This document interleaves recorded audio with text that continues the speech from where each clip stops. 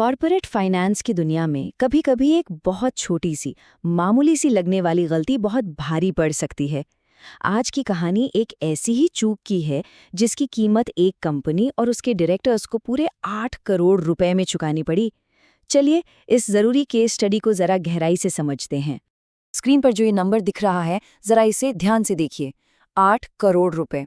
ये वो जुर्माना है जो एक कंपनी पर लगा, जो सिर्फ 6 करोड़ रुपए जुटाने निकली थी। तो सवाल ये उठता है कि आखिर ऐसा क्या हो गया? इतनी बड़ी गलती हुई कैसे? तो देखिए, ये कहानी शुरू होती है डिजिलॉजिक सिस्टम्स लिमिटेड के साथ।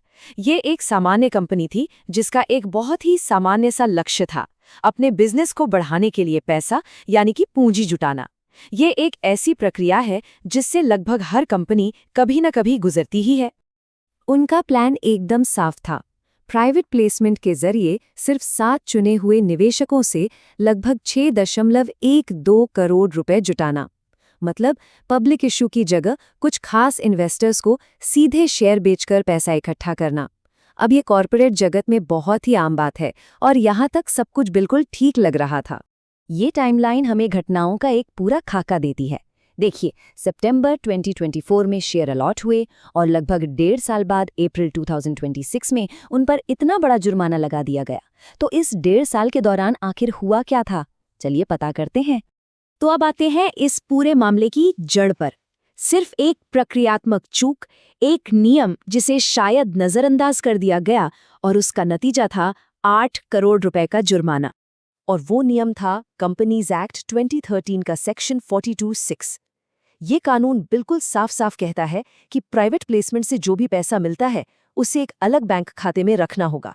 अब ऐसा क्यों? ताकि निवेशकों का पैसा कंपनी के रोजमर्रा के खर्चों वाले अकाउंट से अलग रहे, सुरक्षित रहे। कानून का ये हिस्सा बहुत सख्त है। अब देखते हैं कि डिजिलॉजिक ने असल में किया क्या। पहला, उन्होंने कोई नया फ्रेश अकाउंट नहीं खोला, बल्कि अपने एक पुराने बैंक खाते को ही इस काम के लिए तय कर दिया। दूसरा, पैसा इसी खाते में आया। और तीसरा, जो कि सबसे बड़ी गलती साबित हुई, उन्होंने जरूरी फॉर्म भरने से पहले ही सिर्फ 3 दिन के अंदर सारा पैसा अपने मेन करंट अकाउंट में ट्रांसफर कर लिया। बस यहीं से सारी मुसीबत शुरू हुई। जाहिर है, जब रेगुलेटर ने इस पर सवाल उठाए तो कंपनी ने अपना बचाव करने की पूरी कोशिश की। उन्होंने अपने एक्शन को सही ठहराने के लिए कई तरह के तर्क दिए। उनकी सबसे बड़ी दलील ये थी कि भाई, हमें तो हमारे प्रोफेशनल सलाहकारों ने गुमराह किया था। उन्होंने कहा कि हमें बताया गया था कि अलग खाते का मतलब नया खाता नहीं होता और किसी पुराने खाते को भी इस काम के लिए इस्तेमाल किया जा सकता है। तो यहाँ पे देखिए, 2 बातें आमने सामने थी। एक तरफ कानून के साफ और सीधे शब्द थे, एक अलग बैंक खाते में रखा जाएगा, और दूसरी तरफ कंपनी का तर्क था कि भले ही हमने शब्दशः पालन नहीं किया, पर हमने कानून की भावना का पालन किया है। उन्होंने इसे सब्सटैंशियल कंप्लायंस यानी पर्याप्त अनुपालन का नाम दिया। तो कुल मिलाकर कंपनी की याचिका इन बातों पर टिकी थी कि देखिए, हमने जानबूझकर कुछ गलत नहीं किया, हमें गलत सलाह मिली थी। ये एक छोटी सी प्रक्रिया की गलती थी, कोई बड़ा फ्रॉड नहीं, और हमने तो खुद ही आपको इस बारे में बताया था, इसलिए हम पर थोड़ी नरमी बरती जानी चाहिए।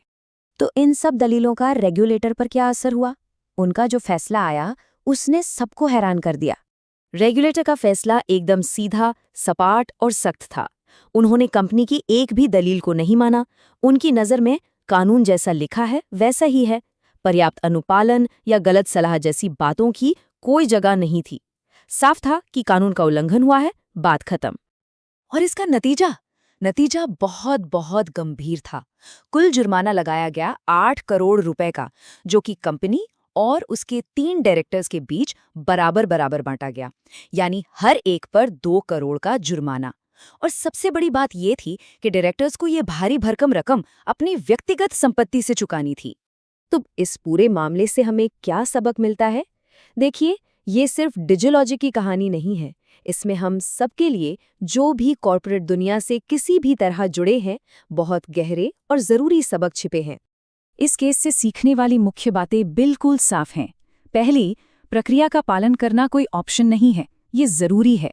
दूसरी, कानून के लिखे हुए शब्दों के आगे भावना या सब्सटेंशियल कंप्लायंस का तर्क नहीं चलता। तीसरी और सबसे जरूरी बात, आप सलाहकारों पर दोष मढ़कर अपनी जिम्मेदारी से बच नहीं सकते। अंतिम जवाबदेही डायरेक्टर्स की ही होती है। और हाँ, खुद गलती मान लेने का ये मतलब बिल्कुल नहीं है कि सज़ा कम हो ही जाएगी। ये केस दिखाता है कि डायरेक्टर की जिम्मेदारी कितनी असली और गंभीर होती है। और आखिर में ये एक सवाल हम सब के लिए है। आज जब कंपनियां तेजी से आगे बढ़ना चाहती हैं, तो क्या इस जल्दबाजी में छोटे लगने वाले नियमों को नज़रअंदाज किया जा रहा है? ये केस एक बड़ी चेतावनी है कि कभी-कभी जिसे हम सबसे छोटी प्रक्रियात्मक गलती समझते हैं, वही हमारे बिजनेस के लिए सबसे बड़ा वित्तीय जोखिम बन सकती है।